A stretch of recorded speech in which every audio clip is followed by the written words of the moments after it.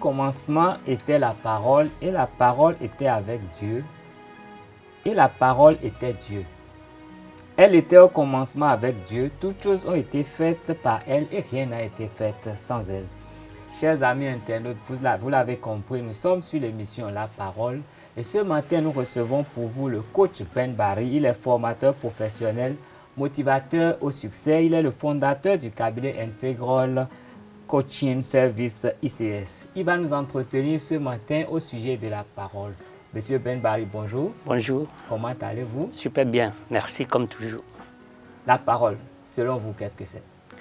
La parole, c'est cet instrument magnifique que Dieu nous a donné pour accomplir tout dans notre vie. Tout accompli dans notre vie. Oui. Je lis dans ma Bible au psaume 119 au verset 105. La parole est une lampe pour mes pas et une lumière sur mes sentiers. Et si c'est la parole qui me guide dans toutes choses, ça veut dire que je peux faire beaucoup de choses avec la parole. Selon vous, comment est-ce qu'on peut utiliser la parole, cette âme que Dieu nous a donnée, pour impacter notre vie, pour impacter notre environnement et pour influencer les choses?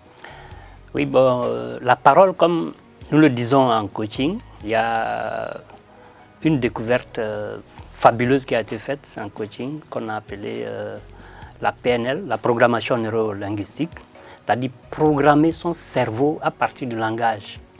Et ça, si nous projetons ça un peu dans la Bible, c'est comme faire de la prophétie valorisante sur nous, sur notre vie, sur nos activités, que ce soit sur le plan professionnel, personnel, dans la vie publique comme en vie privée. Et ceci nous commande à dire de bonnes choses, à répéter de bonnes choses sur nous. Et je pense que nous sommes à Cotonou, au Bénin, et il y a un exemple palpable qui est ici. Il y avait un carrefour avant qu'on appelait le carrefour de la mort. Oui. Et tous les jours, avant 18 h, il y avait au moins 3 à 4 morts là, par accident. Et depuis quelque temps, je ne sais pas comment ça s'est passé, des gens se sont rendus compte qu'il faut changer le nom de ce carrefour. Ce carrefour aujourd'hui porte le nom du carrefour de la vie. Et à ma connaissance, depuis ce temps, il n'y a même pas un moustique qui fait accident sur ce carrefour. Et donc vous pensez que ce n'est pas la parole qu'on a pu changer le cours des choses? Mais naturellement, c'est par la parole. C'est par la parole qu'on a pu changer ça. Je retourne à ma Bible parce que c'est mon vrai conseiller. Je lis dans ma Bible au Proverbe 18, verset 21. C'est le fruit de sa bouche que l'homme rassasie son corps. C'est du produit de ses lèvres qui se rassasie. La mort et la vie sont au pouvoir de la langue. Quiconque l'aime en mangera les fruits. Est-ce que vous avez des témoignages qui nous prouvent, outre ce que vous avez énuméré tout à l'heure, que l'homme à travers, grâce à sa parole, a pu vraiment impacter positivement? Oui, il y en a beaucoup. Je suis fort, je suis puissant, je réussis tout ce que je fais. Et voilà des programmations que nous avons confiées à certaines personnes et qui l'ont appliquées, qui ont reçu dans sa vie. Et je prends l'exemple d'une fille que j'ai rencontrée après une conférence à Abidjan. Oui. Elle était toute triste. Quand vous la voyez, même si on vous la donnait plus 1 million de francs, vous n'allez pas l'accepter. Carrément. Oui. Et elle était frappée par tout ce qui est la pauvreté et sa manifestation. Donc à la fin de la conférence, j'ai été attiré par son physique. Son physique ou son aspect négatif? Oui, son aspect, tout. Je sentais les vibrations et tout. Et je suis allé vers elle. J'ai dit, vous allez bien, madame? Mademoiselle? Elle dit, oui, ça va. J'ai dit, mais qui vous a dit que vous avez des problèmes? Elle a sursauté. J'ai dit, vous êtes une merveilleuse grande dame de valeur. Et elle était accompagnée d'une fille qui était la nièce de mon collègue. J'ai dit, bon, Alice, tu peux prendre son numéro et j'aurai besoin de son numéro après. Le soir, je l'ai appelée. Heureusement qu'elle habitait près de Alice. Et le soir, on est allé, après le dîner, je l'ai appelée. Elle est venue, on a causé 15 minutes. On a commencé la causerie, je lui ai dit, mais qui t'a dit que tu as un poulet dans le ventre? Je ne savais rien. Oh, il y avait quelqu'un qui l'avait dit qu'elle avait un poulet dans son ventre, c'est ce qui fait que rien ne marche dans sa vie. Et qu'est-ce qui vous a inspiré à parler en cette langue? J'ai vu, il y a des choses qu'on sent, qu'on ne peut pas expliquer par... Parce que vous avez des pouvoirs surnaturels? Pas de pouvoirs surnaturels, ce que j'ai, vous l'avez, tout le monde là. Franchement? Franchement. Moi, je peux voir les poulets dans Vous les pouvez ventres des pas- gens. Non, mais c'était pas du poulet. J'ai juste émis ça. J'ai dit, mais qui vous a dit que vous avez des poulets? Ok. Et je n'avais pas échangé avec Alice ni elle. Elle m'a dit, ah, comment vous avez dit ça? J'ai dit, qu'est-ce que vous avez fait? Diplômé en mine et géologie, au chômage, qui avait en charge son grand-père qui était dialysé et qui a été délaissé par son copain pour qui elle s'était sacrifiée. Et ce n'était pas la joie. Et je lui ai dit, tu vas à l'église? Elle me dit oui. J'ai dit, tu répètes simplement. Jésus-Christ, parce que c'est ça son ancrage, me donne aujourd'hui et toujours toutes les ressources nécessaires pour ma vie, pour ma richesse et pour ma santé. J'ai dit, répète ça comme si c'était les 100 francs qui te restaient dans la vie pour vivre. À tout moment, à tout instant. J'ai dit, tu fais ça 21 fois le matin, à midi et le soir. J'ai dit, tu vas voir, tes parents vont prendre quelqu'un de nulle part, ils vont amener pour s'occuper de ton grand-père. Tu vas déposer des papiers, tu auras un stage, tu vas travailler, et ton copain, s'il est à toi, il va revenir. Et ça s'est passé le 12 octobre 2013. Je suis rentré au Burkina après 2 mois. Le 14 décembre, j'étais là. J'ai appelé la fille. Vous ne pouvez pas imaginer, sentir comment son excitation au téléphone. Elle dit, je veux vous voir, j'ai eu le stage, on me paie 90 000, mon copain est revenu, ils ont amené une fille pour s'occuper de mon grand-père. Vous, si vous me voyez, vous n'allez même pas me reconnaître. Vous êtes où? Elle a dit, viens, je suis à Bellecote, à la rivière à Troyes. Elle est venue. On l'a amenée vers moi, je ne l'ai pas reconnue. Effectivement, c'était ça. Elle me dit, j'ai fait juste ce que vous m'avez demandé. Ils ont amené une fille du village pour s'occuper de mon grand-père. J'avais déposé une demande pour faire un stage. On m'a pris stage payant. On me paye 90 000. Mon copain est venu se mettre à genoux pour me demander pardon. Et le bus vient me chercher jusqu'à à la maison, au niveau de la mairie, pour m'amener. Donc je ne paye rien comme frais de transport et tout ça. Elle me dit, vous êtes merveilleux, tout ça. Elle m'a demandé si vous êtes pasteur. Je lui ai dit, je ne suis pas pasteur. Je suis un coach. Simplement par la parole. Ça, c'est un exemple. Et puis, je peux vous en citer beaucoup. Et ce que j'ai fait, ce n'est pas que j'ai un don naturel ou je suis plus que les autres. Ce que j'ai, vous l'avez. Et tout le monde l'a, les techniciens ici. Coach Ben Barry, Ouais. vous me faites rêver. Ce que je vous raconte, ce n'est pas un cinéma. Ce n'est pas une fiction. C'est réel. C'est là. Ça s'est passé. Ok, bon, je sais que ça fait quand même quelques années que vous êtes dans le coaching, et je dirais à peu près une dizaine d'années. Et en toutes ces années, je sais que vous avez sillonné plusieurs pays d'Afrique, vous avez donné des conférences dans des universités. Mais dites-nous, dans tous ces milieux que vous avez parcourus, est-ce qu'il n'y a pas un milieu spécifique où vous sentez que vous avez encore besoin d'agir aujourd'hui pour que les hommes puissent utiliser la parole pour s'édifier? Ces milieux existent. Et ça va vous choquer peut-être, mais ce sont nos églises. Où? Nos églises. Nos églises. Les églises vivantes. C'est le lieu où on C'est enseigne la parole? C'est le lieu. Oui, mais la parole est enseignée comment? Ce n'est pas. Je ne mets pas ici en cause le mérite, l'amour, l'abnégation ou la bienveillance de nos pasteurs, mais il y a une façon de présenter les choses. Je vous prends un exemple avant de revenir sur l'église. Oui. J'ai un ami ici. Il est dans les institutions internationales, Oui. toujours en 2 avions pour aller donner des conférences. Oui. Une année, on s'est rencontrés à Cotonou. Il me dit, ah, ça tombe bien, j'ai un projet que je vais présenter aux universités. Il prend rendez-vous dans une université, on va. C'est lui le concepteur de la chose. Oui. On va devant le fondé de l'université, il parle 25 minutes. Après, le fondateur lui dit, bon, merci, je vous ai entendu, mais qu'est-ce que vous voulez nous dire? C'est là que j'ai pris la parole en 5 minutes. J'ai résumé tout ce qu'il a dit. Et le monsieur était content. Il dit qu'il accepte. Il nous a mis en contact avec le comptable ou avec les autres pour pouvoir donner corps au projet. Dans nos églises, nos pasteurs, ils enseignent la parole. Oui. Mais quand il y a le message, il y a un émetteur, il y a un récepteur. Tout à fait. Puis il y a le canal. Il y a le canal par lequel on passe. Maintenant, concernant nous les humains, mais il y a le codage et le décodage. Il y a tout. Ça dépend. Il y a beaucoup de paramètres qui entrent en jeu. Si le codage ne sont pas bien faits, le message est mal perçu. Si je vous dis tout à l'heure, Monsieur Carlos, il y a 4 types de personnalités. Je ne sais pas qu'est-ce que vous pouvez en dire. Moi, je vais dire que je suis dans le top des personnalités. Voilà. Maintenant, vous êtes dans le top. Maintenant, à chaque message, le type de personnalité qui lui correspond. Okay. Vous ne pouvez pas prêcher la parole pour un type de personne et que les autres personnalités aussi se retrouvent dans ce sens. Je vais prendre un exemple. Oui.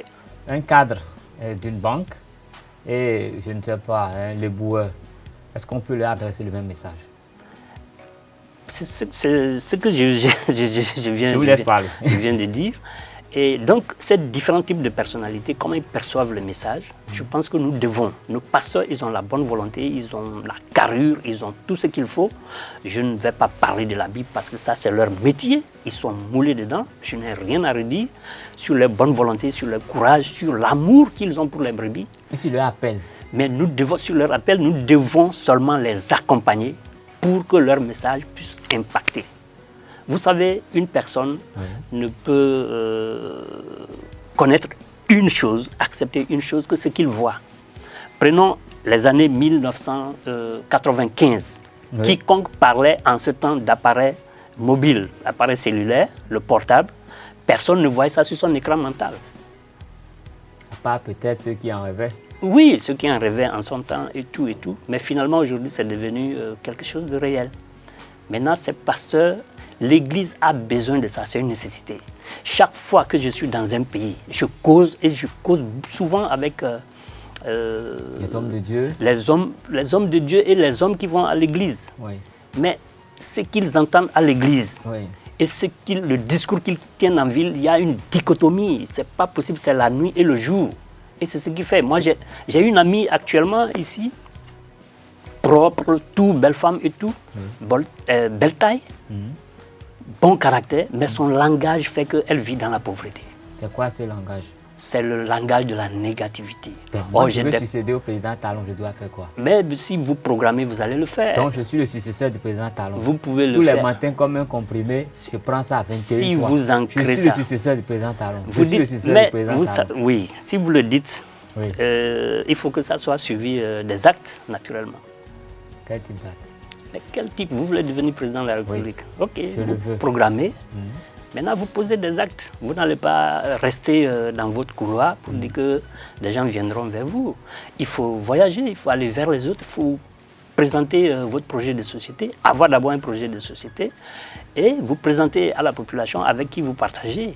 Et comme ça, avec votre programmation, vous allez voir toute la puissance que Dieu a mis en nous va se mobiliser pour la réalisation de ça. Et ceci, ce que vous me demandez, mais ce n'est pas une question colle, parce que François Hollande n'a utilisé ça pour être président de la République. Ah, des gens m'ont dit qu'il aurait fait des basses entre griffes ici, même au Bénin. Non, c'est des histoires. Il a juste fait des programmations parce que François Hollande, c'était qui? C'était le dernier de son parti, quelqu'un à qui on ne confiait rien du tout. Ah bon? Mais c'était le dernier de la classe. C'était le dernier de la classe. Mais quand il a découvert le coaching, spécifiquement la PNL, programmation neurolinguistique, il s'est enfermé, il a programmé. Vous voyez, même son discours lors des campagnes présidentielles, il dit « Moi, président de la République, je ferai ». Moi, président. Alors que l'autre disait « Si je suis président ». Donc, il n'est pas sûr. Et même dans la parole, dans la Bible, il a dit que le faible dise que je suis fort. Je suis fort. Que le malade dise que je suis en parfait état de santé. Moi, je fais une programmation tous les jours. Je suis en parfait état de santé. Et je donne ça aux gens, ils font, et puis ça marche. Aussi facilement que ça. Vous pensez que c'est facile, mais c'est comme ça. Ça n'a pas besoin. Vous voyez, tout, on dit, les bénédictions de Dieu sont sans souffrance. N'est-ce pas? Et puis sont sans souffrance. Regardez, prenez une plantule, une plante, une graine que vous mettez dans le sol. Mais la plantule pousse sans que la terre ne tremble, sans attirer même le regard de M. Carlos Kitome que vous êtes, de mon regard ou des regards des autres. Mais ça pousse naturellement, ça prend en forme tout. Il n'y a rien. Avant-hier, j'étais avec une maman, je lui ai apporté des biscuits. Elle prend un biscuit, elle veut déchirer avec sa dent. J'ai dit non, tout ce que les Européens font, ils le font avec facilité. J'ai dit prenez ici, vous tirez simplement. Et quand j'ai pris, j'ai fait comme ça. J'ai dit c'est aussi facile. J'ai dit c'est comme la vie que Dieu nous a donnée. C'est comme la vie. Et c'est ce que nous apportons aux gens. C'est pourquoi nos pasteurs ont besoin d'un accompagnement. Ils doivent aller à l'école du coaching. Je sais qu'il y a beaucoup qui lisent, mais ils tiennent des discours qui restent seulement sur le plan formel. Et nous devons les apporter la quintessence, comment impacter. Parce qu'il faut un ancrage. Et l'ancrage, c'est quoi? C'est fixer la pensée, l'esprit à une chose qu'on connaît.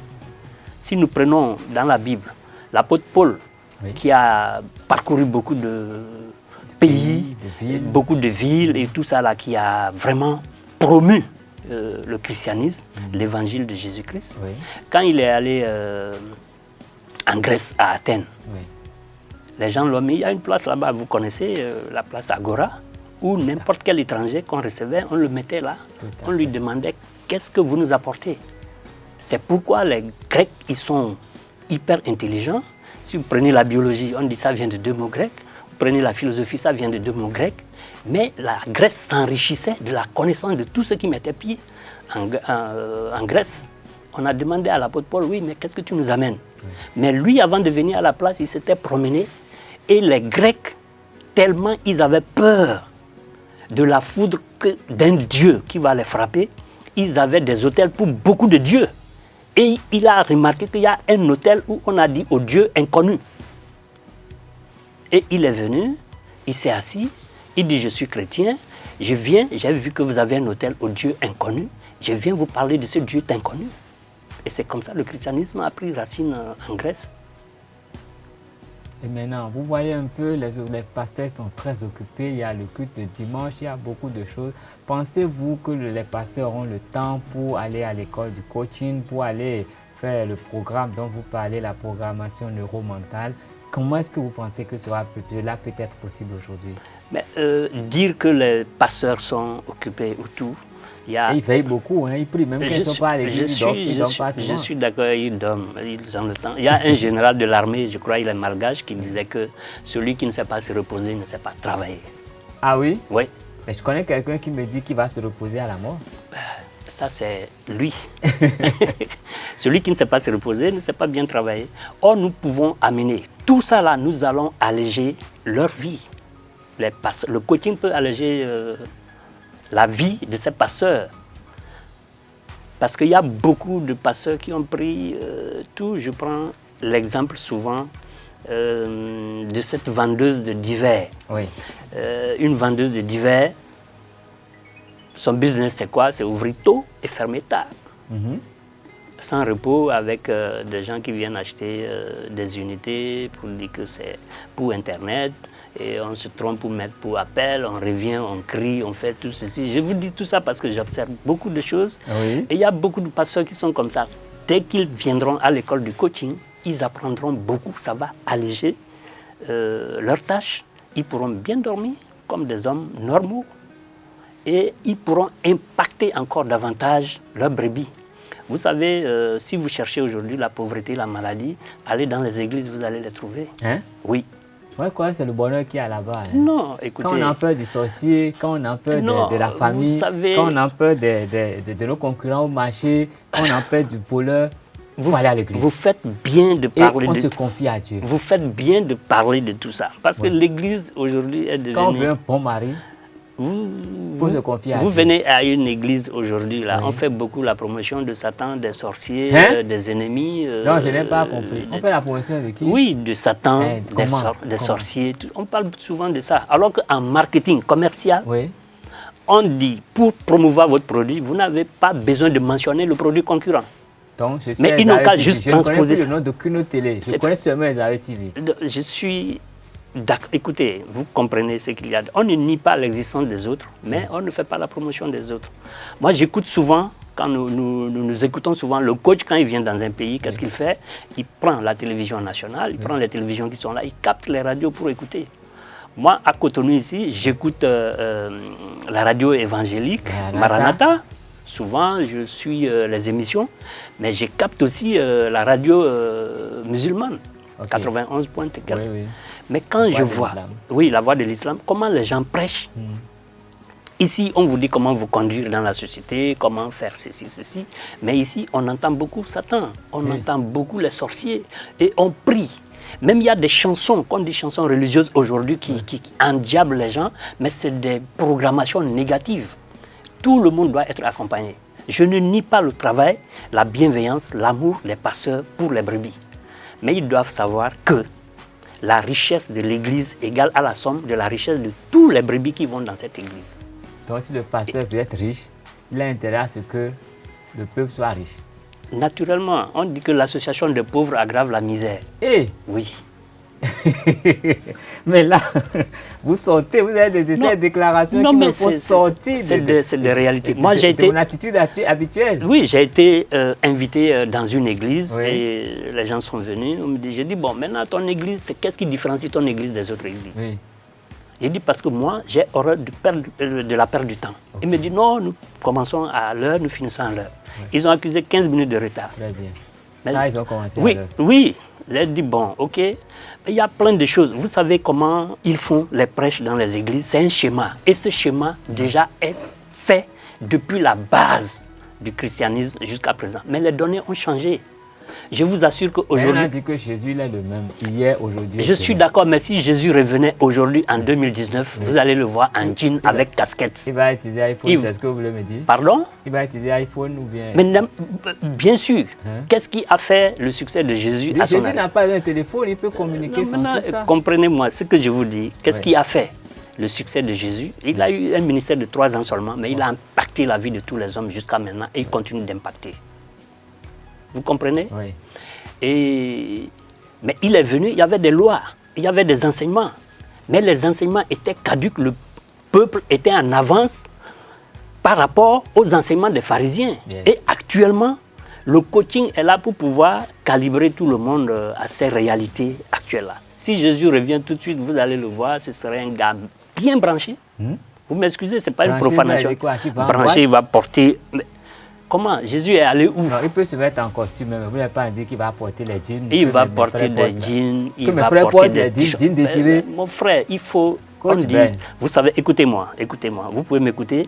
Nous les humains, quand nous nous prenons comme ça, un humain, nous avons besoin de l'air, parce que nous sommes des êtres aérobies. Nous avons besoin du soleil, parce que la chaîne alimentaire, le moteur, c'est le soleil. La photosynthèse, vous connaissez, la sève brute, la sève élaborée qui descend, qui donne les aliments, qui permettent d'entretenir nos énergies. Nous avons besoin d'eau, parce que nous sommes faits à partir de 70% au moins d'eau. Si on me prend tout de suite, on me calcine, le poids que je veux, si je pèse 100 kg, vous allez retrouver 30 kg. Et la 4e condition sine qua non de la vie, c'est l'adaptation. C'est d'accord. Donc, Jésus vient tout de suite, il va s'adapter aux réalités, il va utiliser iPhone et tout. Et c'est comme ça qu'il faut, comme un grain de café, qui descend dans de l'eau chaude, qui fond, qui donne sa teinture à l'eau et qui donne son parfum. C'est comme ça que Jésus deviendra. Ces pasteurs, ils ont la bonne volonté, ils ont l'amour, mais ils ont besoin d'accompagnement. Et il faut qu'ils aient l'ouverture d'esprit pour ça. Et je sais que beaucoup sont comme ça.